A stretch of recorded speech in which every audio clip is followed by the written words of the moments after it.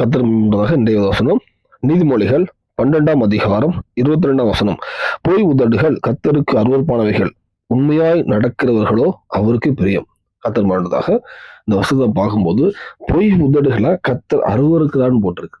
அருவருக்கிறார்னா அது வெறுக்கிறார். அது வந்து ஒரு நமக்கு சாக்கடையெல்லாம் இருக்கும்ல, அதே மாதிரி அருவருக்கிறார். ஸோ நம்ம போய் பேசும்போது நம்ம உலக ரீதியா மனுஷன் வந்து ஒரு சாக்கடை போயிட்டு இருக்குன்னா அது எவ்வளவு அருவருப்பா, அது சீன்னு சொல்லுவோம்ல, அதே மாதிரி நம்ம போய் பேசும்போது கர்த்தர் நம்ம அருவருக்கிறாராம். ஆனா உண்மையா இருக்கிறவங்களா, உண்மையா நடக்கிறவங்களோ அவர் பிரியம். உண்மையா இருக்கானா அவனுக்கு கர்த்தர் பிரியமா இருக்காரு. அவன் கர்த்தர் அறிஞ்சவனோ கர்த்தர் அறியாதவனோ அவன் உண்மையா இருக்கானா, எல்லா விஷயத்திலும் உண்மையா இருக்கானா, அவன மேல் கர்த்தர் பிரியமா இருக்கிறார். ஆனா நீங்க கர்த்தர் அறிஞ்சிருக்கலாம், சர்ச்சைக்கு போகலாம், எல்லாம் படிக்கலாம், ஆனா பொய் வந்துச்சுன்னா உங்களை தேவன் அருவருக்காருன்னு எது சொல்லுது?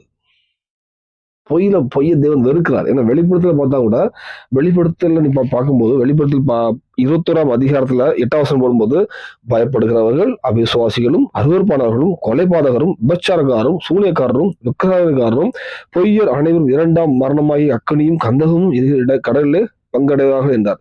அதாவது இவ்வளவு கொலைகார விபச்சாரம் இவங்கெல்லாம் கூட பொய்யும் வச்சிருப்பார். இவங்க எல்லாத்துக்குமே 2ஆம் மரணம் உண்டு, அக்கனி கடையில பங்கு கொடுக்கன்னு சொல்லியிருக்காரு. அப்ப இந்த பாவத்துக்கு ஈடான பாவம் தான் பொய்யின் பாவம். விபச்சாரம் நம்ம பண்ணுவோம், விபச்சாரம் அதெல்லாம் பண்ணல, பெரிய கொலை பண்ணல, விக்கிரகம் எதுவும் பண்ணல, ஆனா பொய் பேசியிருப்போம். அப்படி பேசியிருந்தா அந்த பங்குன்னு பேரும் சொல்லுது, 2ஆம் கண்டில பங்கு அடைவான்னு சொல்லுது. பொய்ய கர்த்தர் எல்லாவற்றிலும் இருக்க, எந்த விஷயத்திலுமே ஆவிக்குரிய பொய், தேவனுடைய காரியத்துல பொய் சொல்லக்கூடாது, பொய்யா இருக்கக்கூடாது.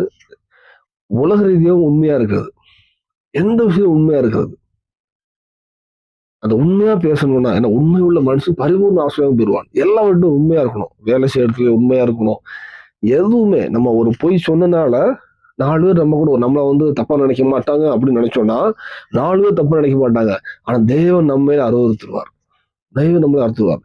அது சின்ன பொய்யோ பெரிய பொய்யோ, நம்ம சொல்லுவோம் பெரிய பெரிய கோர்ட்ல போயிட்டு இவர் செஞ்சதெல்லாம் நான் கொலை செஞ்ச பார்க்கலாம் பொய் சொல்லி அதான் பொய்ன்னு நினைச்சிட்டு இருக்கோம்.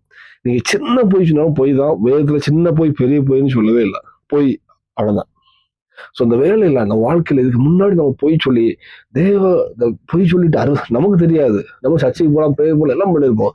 ஆனா தேவன் நம்ம அருவருக்கான்னு சொல்லுது. அப்ப நம்ம ஜெபமும் அருவருப்பா இருக்கும். தேவன் நம்மளும் அருவருக்காருன்னா நம்ம வைக்கிற ஜெபம் வந்து ஒரு விண்ணப்ப தூபமாக வைப்போம்னா அருவருப்பான ஜெபமா இருக்கும்.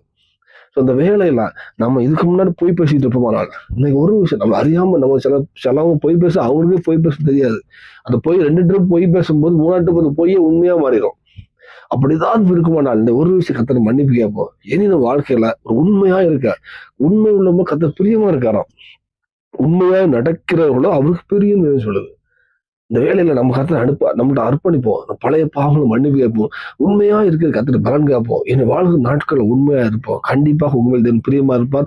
உங்களுடைய காரியத்தை நீங்க கேட்காமலே கர்த்தர் உங்களுக்கு சீர்மை செய்வார். பூமியிலும் சாட்சியில் வாழ்க்கை தருவார்.